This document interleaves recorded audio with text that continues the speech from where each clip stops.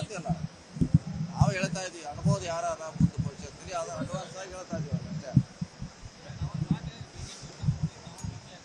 ಅವ್ರು ಮತ್ತೆ ಅವ್ರಿಗೆ ಹೋಗ್ಬೇಕು ಹೇಳತ್ತಾರಲ್ಲ, ಮತ್ತೆ ನಾವೇನ್ ಮಾಡಿದ್ವಿ? ಈಗ ನಾವೆಲ್ಲಿದ್ದೀವಿ ಅವರೇ ಒದ್ರೆ ಹೇಳತ್ತಾರ, ಚೀರ ಹೇಳತ್ತಾರ.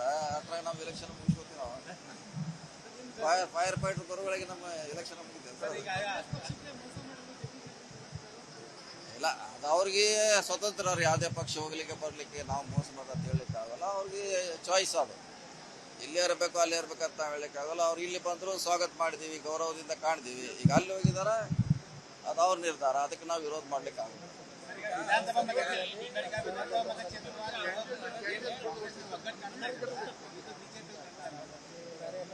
ಅವ್ರು ಏನ್ ಮಾಡ್ತಾರೆ ನಮ್ಗೆ ಮುಖ್ಯ ಅಲ್ಲ. ನಾವು ಅಷ್ಟೇ, ನಾವು ಹೆಂಗ್ ಗೆಲ್ಲಬೇಕು, ನಮ್ಮ ಕಾರ್ಯಕರ್ತನ ಹಿಡ್ಕೋಬೇಕು, ನಮ್ಮ ಯೋಜನೆಗಳನ್ನ ಹೇಳ್ಬೇಕು, ಅಷ್ಟೇ ನಮ್ಮ ಉದ್ದೇಶ. ಅವ್ರು ಏನ್ ಮಾಡ್ತಾರ ಹೆಂಗ್ ಮಾಡ್ತಾರ ಅಂತ ನಮಗೆ ಸಂಬಂಧಪಟ್ಟ ವಿಚಾರ ಅಲ್ಲ.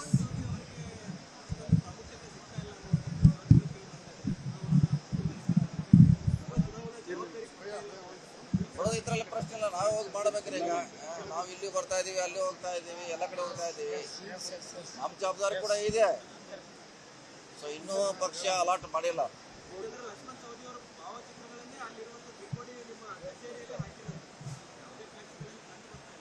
ಅವ್ರು ಲೋಕಲ್ ಅವ್ರು ಹಾಕ್ಬೇಕಲ್ಲ. ಈಗ ಅವ್ರು ಮಾಡ್ಬೇಕು, ಅಧ್ಯಕ್ಷರ ಗಮನಕ್ಕೆ ತರ್ತೀವಿ. ಯಾಕಂದ್ರೆ ಅವ್ರು ಮಾಡ್ಬೇಕು, ಅದನ್ನ ನಾವು ಹೇಳಿಕ್ಕಾಗಲ್ಲ.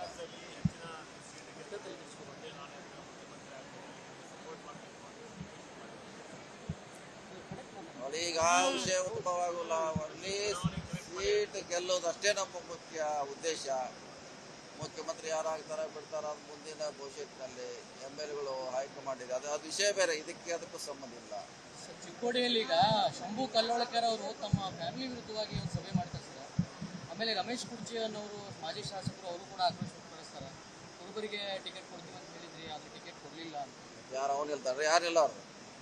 ಏನು ಚುನಾವಣೆ ಅಂದ್ರೆ ಹಂಗೆ ಸುಮ್ಮನೆನಾ? ಹಂಗೆ ಯಾರಿಗೆ ಟಿಕೆಟ್ ಕೊಟ್ಟು ಹೌದು, ಅರ್ಜಿನ ಕೊಟ್ಟಿಲ್ಲ. ಯಾರೇನು ಮಾಡೋದು? ನಾವು ಅರ್ಜಿನ ಕೊಟ್ಟಿಲ್ಲ, ನಾವೇ ಕೊಡಿಸಿದ. ಅವ್ರಿಗೆ ಯಾರು ಕೊಟ್ಟಿಲ್ಲ ಅಂತ ಹೇಳಿದ್ ನಾವೇ ಹಿಡ್ಕೊಂಡು. ಅಲ್ಲ, ನಮ್ಮ ಜಿಲ್ಲೆಯಲ್ಲಿ ಯಾರು ಬರ್ತಾರ ಕಲ್ಲೋಳಕರ ಬಗ್ಗೆ ಒಂದು ಮಾತು ಹೇಳಿಕ್ ಕೊಡ್ತೀನಿ. ಅವ್ರು ನಮ್ಮ ಪಕ್ಷದಲ್ಲಿಲ್ಲ.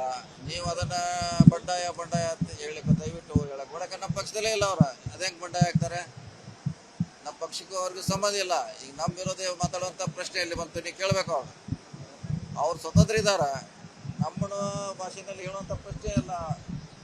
ಅವ್ರು ಸ್ವತಂತ್ರವಾಗಿದ್ದಾರ. ಅವ್ರೇನ್ ಬೇಕಾದ ಡಿಸಿಷನ್ ತಗೊಂಡು ಅವ್ರು ಹೇಳಲಿಕ್ಕೆ ನಮ್ಮ ಪಕ್ಷದಲ್ಲಿ ಇದಾರ. ಅವ್ರ ನಮಗೆ ಯಾಕೆ ಕೇಳ್ತಾರ ನಮ್ಮ ಪ್ರಶ್ನೆ. ಈಗ ನಮ್ಮ ಪಕ್ಷದಲ್ಲೇ ಇಲ್ಲ ಅವರು. ಇದ್ದೀರೋ ಓಕೆ.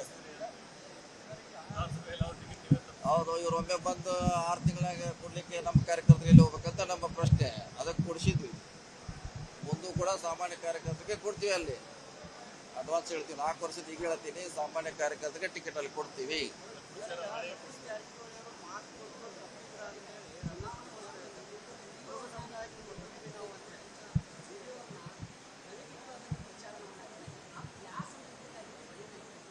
ಯಾವ್ದ್ರ ಅದು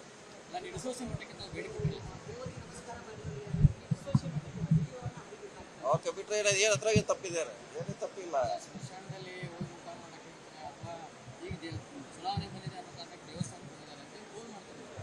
ಮಾಡ್ಬೋದು. ಅದಕ್ಕೇನು ಈಗೇನು ಎಲೆಕ್ಷನ್ನಾಗ ಮಾಡಿದ್ರಲ್ಲ, ಬೇರೆ ಟೈಮ್ನಾಗ ಮಾಡೋದಿಲ್ಲ. ಅಲ್ಲ, ಅಲ್ಲಿ ಹೋಗ್ತೀವಿ, ಇಲ್ಲಿ ಹೋಗ್ತೀವಿ, ಎಲ್ಲ ಕಡೆ ಹೋಗ್ತೀವಿ ನಾವು. ಇಲ್ಲೇ ಅಂತ ಏನಿಲ್ಲ, ಎಲ್ಲ ಕಡೆ ಹೋಗ್ತೀವಿ.